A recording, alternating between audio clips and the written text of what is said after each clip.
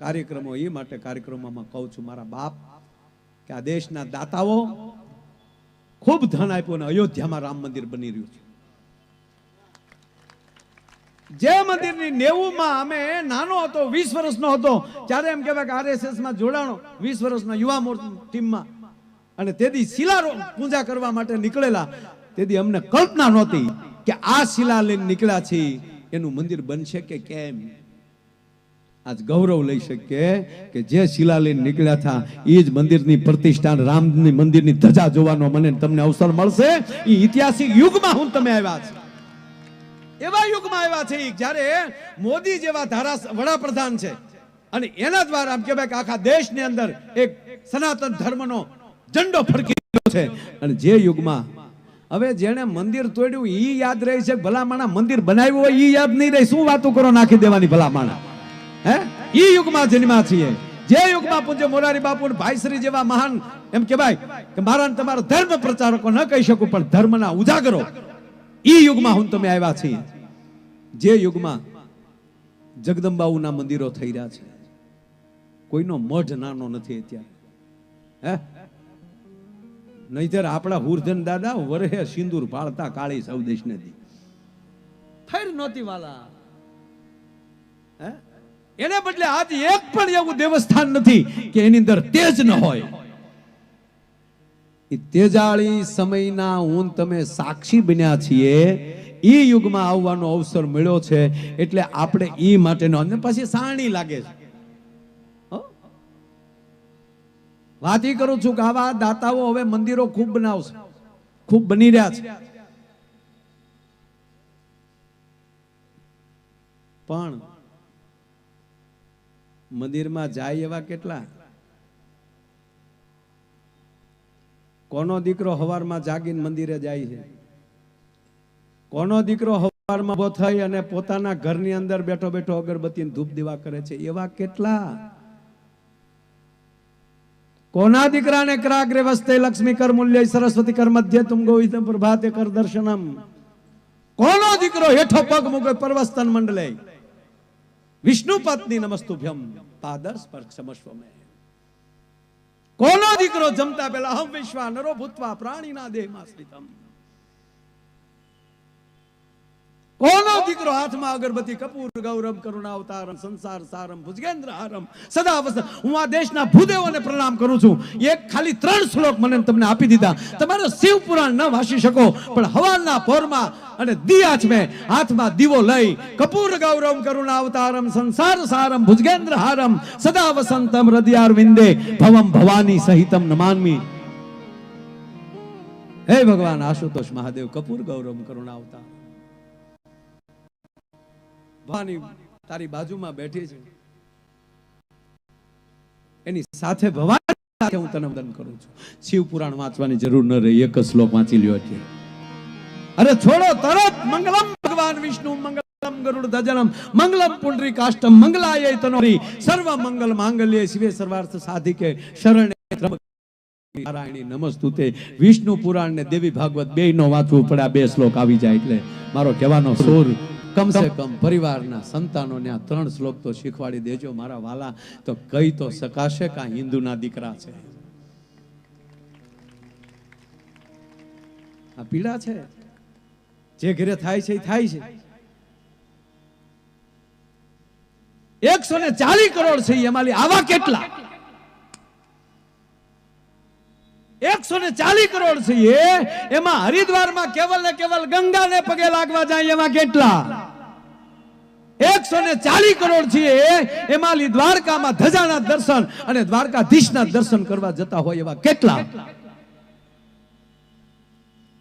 સવારના પોરમાં ઘરે દીવા કરે એવા કેટલા? મારે દીવાકરોની જરૂર છે. આ રાષ્ટ્રને દીવાકરોની જરૂર છે. જ્યાં સુધી ધર્મ નહીં આવે તમારામાં, જ્યાં સુધી રામને પ્રેમ નહીં થાય, જ્યાં સુધી શિવને પ્રેમ નહીં થાય, જ્યાં સુધી જગદંબાને પ્રેમ નહીં થાય, ત્યાં સુધી તમે તમારા પરિવાર હારે પ્રેમ નહીં કરી શકો. અને પરિવારમાં પ્રેમ નહીં થાય ત્યાં સુધી રાષ્ટ્ર હારે તમે પ્રેમ નહીં કરી શકો. અને રાષ્ટ્રને જ્યાં સુધી પ્રેમ નહીં કરો ત્યારે રાષ્ટ્ર માટે ઊભા થાય એવા સંતાનોને નહીં જણી શકો. આ નરું સત્ય છે.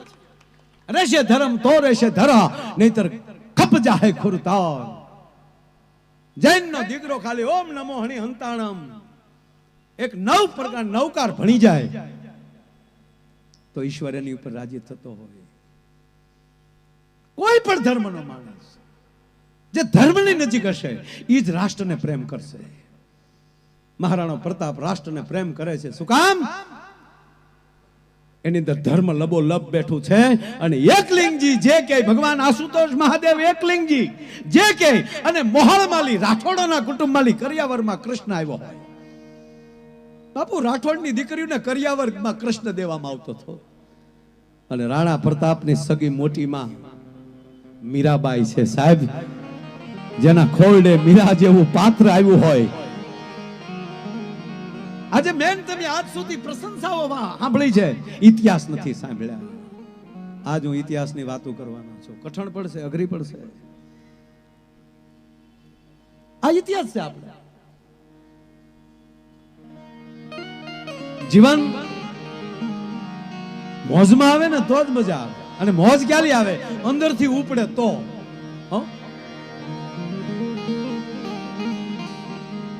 અને આ દેશ આ બધાની કૃપાથી ઘણા બધા દેશમાં ફરું છું.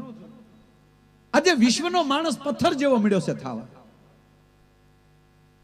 હવે તમે સાંભળજો, હું અંગ્રેજી ભાષા કે એ જો કે અમેરિકાનો જન્મ જ 450 વર્ષ પહેલા થયો. રાણા પ્રતાપ પછી એનો જન્મ થયો.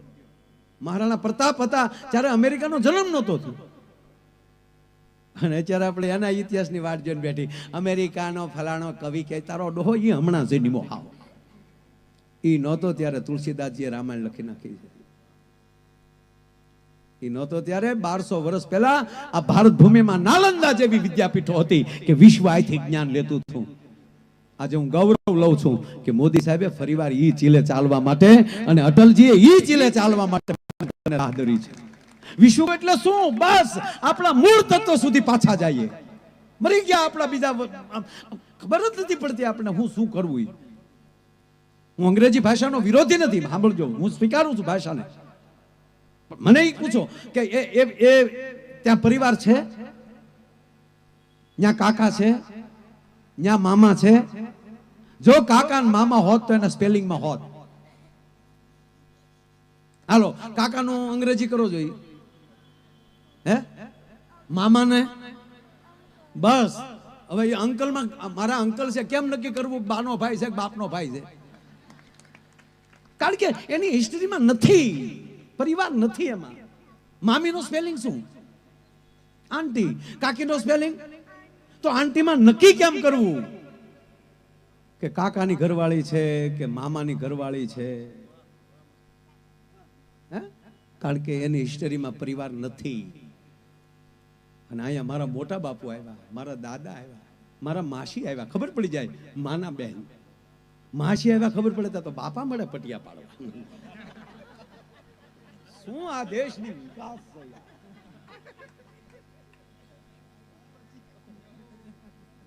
હા પણ હરખ તો થાય ને. જેટલો ભાઈ ઘીરે આવ્યો હોય ને હરખ થાય, એટલો હાળી આવ્યા હોય ને હરખ હોય. બાપ આ પરિવાર છે આપણો. મામી આવ્યા ખબર પડે એટલે ખબર પડી જાય કે મમ્મીના ભાઈના પત્ની. મારા મોટી બા આવ્યા છે, ખબર પડી જાય. તો હું કોઈ એ ભાષાની વિરોધ નથી કરતો, પણ જે ભાષામાં પારિવારિક ભાષા નથી ત્યાં કોઈ દેવું નથી બનતું. આપણા ભારતીયો ત્યાં રહે છે ને પૂજ્યો આવે ત્યારે અહીંયા બેઠા અમેરિકાથી આવેલા એની ભાષા આપણા ભાઈઓ ત્યાં જઈને આ પરિવાર સ્થાપ્યા છે. કારણ કે આપણે તો જ્યાં જઈને ભારતને ઊભું કરે છે ત્યારે. પણ ત્યાં એવું નથી એ લોકોમાં કે મોટા બાપાને આવવા ગયો પછી જમવા બેસી, કાકાને આવી જાય પછી ના હોની મોટે ખાઈ લે છે. જેમ ગોંદરામાં ઢોર ખાતા હોય એમ આપણે ખીર હોય ને ત્યારે ગોંદરામાં નાખીએ ને કાં. હવે એ પાછું આ નવી પેઢીને નહીં ખબર પડે ગોંદર્યો હું.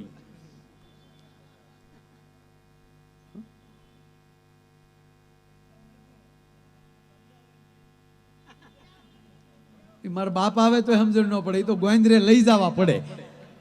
એ તો ગોવિંદરે લઈ જવા પડે, આની પરિભાષા ન હોય શકે. હાઠુભાઈ નું અંગ્રેજી કરી શકો, ગોવિંદરો સમજી શકો. થાય હાઠુભાઈ નું અંગ્રેજી? ન થાય. કોઈ પણ પારિવારિક ભાષા લઈ લો એનું અંગ્રેજી નહીં થાય. શું કામ અંગ્રેજી નહીં થાય? એનો અર્થ એ છે કે અંગ્રેજો પાસે ઈ નથી. મૂળ વાત ઉપર આવું મારે જે વાત કરવી કે વિશ્વ પથ્થર જેવું મળ્યું છે થાવા, દયા વગરનું મળ્યું છે થાવા, માણસ હોવા છતાં પથ્થરનો થવા મળ્યો છે. જ્યારે મારો ભારત છે ને એ પથ્થરમાં પ્રાણ પૂરીને પ્રતિષ્ઠા કરવાની તાકાત ધરાવે છે સાહેબ. પથ્થરની અંદર પ્રાણ પૂરી અને દેવાલય હોય, મંદિર હોય, એની અંદર પથ્થરની મૂર્તિમાં પ્રાણ પૂરીને પરમાત્માને ઉભો કરતા દેશને આવડે છે.